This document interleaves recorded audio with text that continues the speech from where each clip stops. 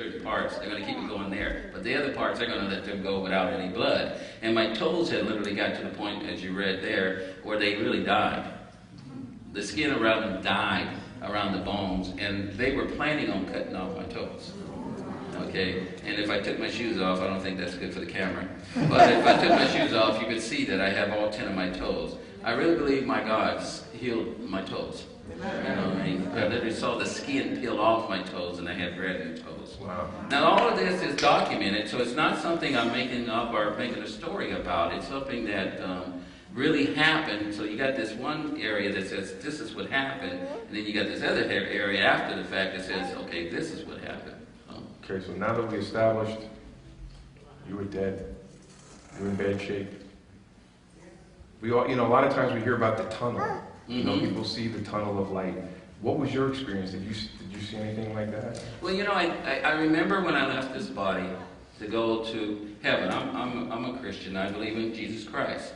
And in doing that, I believe that when we die, we go to be where Jesus and the Father is. So for me, that's where I went. I went to be where Jesus and the Father is. And when I left this body to go there, they say a tunnel. You really kind of go out of our, galaxies. It's not even in this space area. It's not even in this whatever we know of. My brother works for NASA, and he's pretty high up, and he's one of the officials of NASA. And he always tells me that the first spaceship they sent out, or communication satellite they sent out to try to, hear if there's life anywhere else. And it's been gone since about 1960 something. And he tells me that they still haven't heard anything yet. No one's answering the phone. But it's been gone since 1960 something out in space. Yeah. And so they'll get still the transmissions back from that, whatever they got out there trying to communicate. So even past that is where I went. I went as far as you can go in everything that we would know plus. And then you go kind of through a deep darkness. I call it just a deep, dark place. There's no light there in the sense of stars. There's no anything that would be bright. So that's like the surrounding, like the environment, and then you're headed up this thing. And is there some kind of light or something? That's the light is what people see. What they see really is they see heaven. They literally see it. And it looks like they're in a tunnel, but they're not really in a tunnel. It's just that the way the light, how the light comes through something, and it kind of looks like it's round or anything like that, but you go straight into it. It's almost like me on this side of the building now, going through that window, and I'm on the other side of the building. Yeah. So you go through this, you head off to heaven, and so what happened first? Well, when I first got in, you know what I mean, and I was going to where, because I believe in Jesus Christ, I was going to be where Jesus was. And so I was headed straight for Jesus. It's beautiful. The landscape is phenomenal. It's out of our thinking process in the sense of how perfect it is. I like to say to everybody, everything's right. There's nothing wrong. And I say it's past peace, because there's nothing to be peaceful from. Yeah. And a lot of times people think that, it's so peaceful there. No, peace is not even have to exist there, because there's nothing to be peaceful from. So you're saying as you travel and you get there, you start to get the experiences of these feelings. Yes. And you're saying, so one of the initial things was you sense this perfection, this rightness, this peace, but not even the kind of peace that we can understand. Yeah, not even the peace we can understand, because there's nothing to be peaceful from. As human beings on this planet, there's all kinds of things we're trying to be peaceful from. The weather, our wives, our husbands, our children, you know what I'm talking about? But everything there is right. There's nothing to be peaceful from. So it's almost like that's the beginning. It gets only better after that. And so when I first entered in, that's what I really experienced, was just the rightness of everything.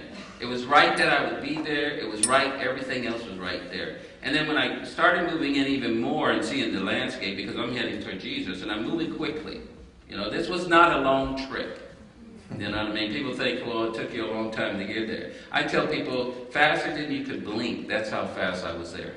But you still have the sense of that you traveled a long distance though, at the same time. You have a sense that you traveled a long distance in a short time. Yeah. It's a long distance from Tacoma to here.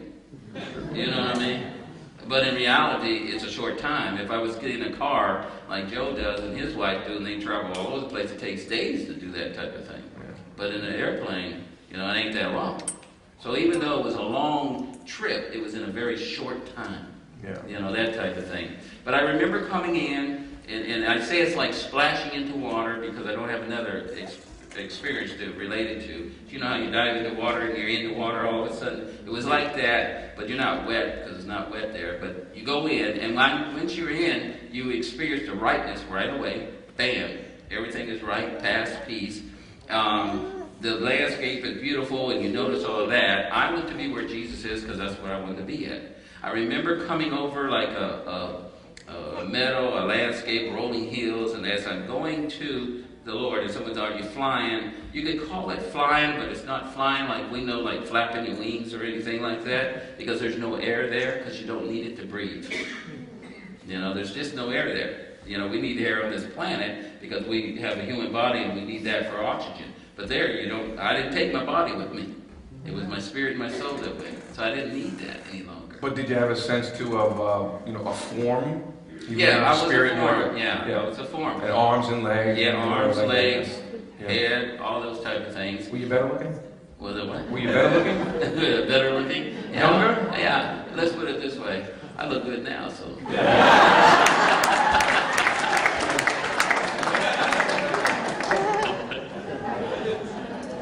That's a good question. I never had someone answer that question.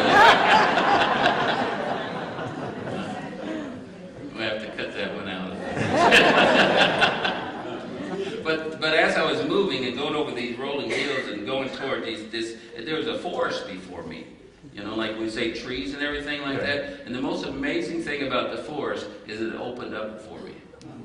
And as I was going through the path, a path came up, and you can see the path coming up. And I didn't touch the path, but it seemed like it came up. The trees opened up, and on the side of me, I could hear them saying, "He's going to see the King. He's going to see the King." Awesome.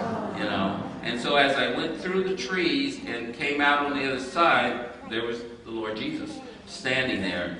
Now, let me ask you a question, because you're saying, well, I believe because I was a Christian that I went to see Jesus and the Father.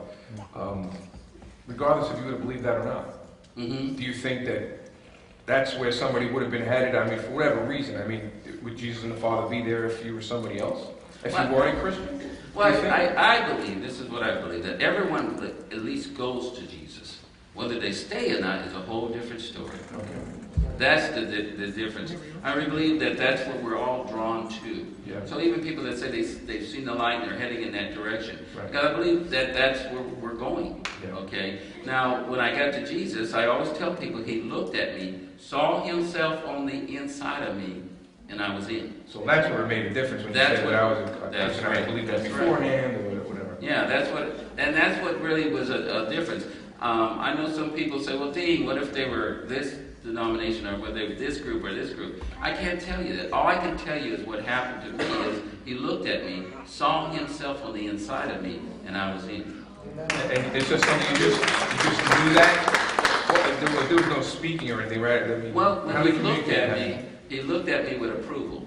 Okay. Do you understand how someone looks at you? You ever look at your children or somebody with approval? He looked at me with approval. And that approval was like, yes. And I knew He saw Himself on the inside of me. Right. And then I was in. So that's what I come to really understand. So what was He like? What did you say? I always tell people, because first thing some people ask me is, what color is He? We have so many people that want to know what color Jesus is. And I always say He's bright. Okay? Brighter than a noonday sun. And then I try to say this to them and help them understand it. Because I was right with Him, I could look at Him.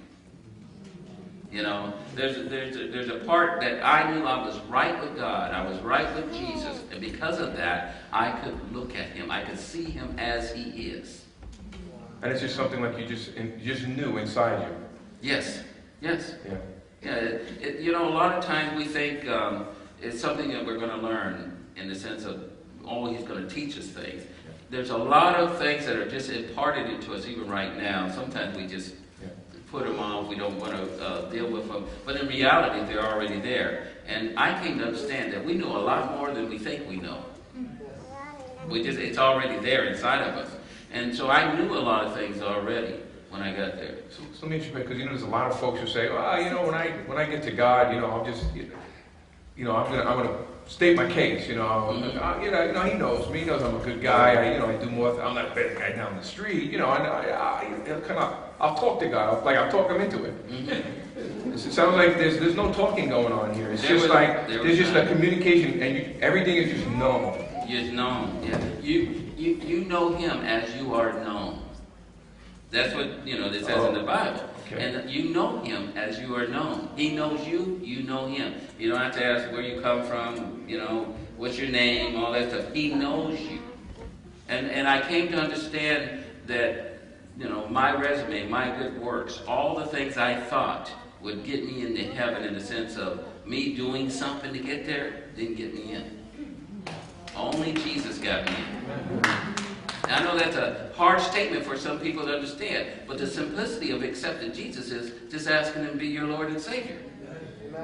Well, what do you think it is about, though, that that situation in your heart that allows you just to be accepted in it? What is it that He brought to the table that makes Him feel that you're okay? Because of my belief of believing in the Bible, believing the things that He did for me, which He died on the cross, over 2,000 years ago. He sacrificed Himself. He took on all the things that I ever did wrong, or would do wrong, which we call sin, which is outside of God's will. Okay? And I have believed that and accepted that into my life. I believed He had died for me. That's simple. And because I believed He had died for me, He entered inside of me. He resided on the inside of me. So that's what you mean when you said, He saw Himself in you, but that's right. He saw that obviously whatever that penalty was, it was already settled. It was already settled. It was in your heart. Yes. So there was no need for you to do the lawyer thing. No. No, I didn't have to get up there and try to convince Him that this is where I needed this to be. Yeah. You know what I mean? This is my home. Yeah. He already saw that was my home because He saw Himself inside of me. Yeah. Did you see the Father? Yes, I did. What was He like? In which way? Well, in which way? I guess. You asking me to break my brain open, I'm going to ask you to. Oh, okay. Just to let you guys, one of the things Dean does, because of it's in the book, so I'm not speaking out of turn, he doesn't answer a question and give extra information. He'll only answer a specific question. Because obviously the experience that he had, he can get a very big head, I guess. And people can start thinking wow, he's so great, whatever. And so he keeps the answers specifically to the question. So he doesn't get involved in, starting to talk out of turn. You understand why God would want to do that, to keep him humble because of the experience that he's had? That's why He's asking me now, so now I gotta try to be more specific. I guess just the vastness of God, because God is everywhere. We grow up as kids. Look, God is everywhere. He's omnipresent. He's omnipotent. And so, just can you sense that? Can you appreciate that when you see Him? Can you? First of all, experience His vastness, and you understand how much He loves you. Love is the prominent atmosphere there between Jesus, the Father, every creation there. This is my home. Yeah. He already saw that was my home because He saw Himself inside of me. Yeah. Did you see the Father?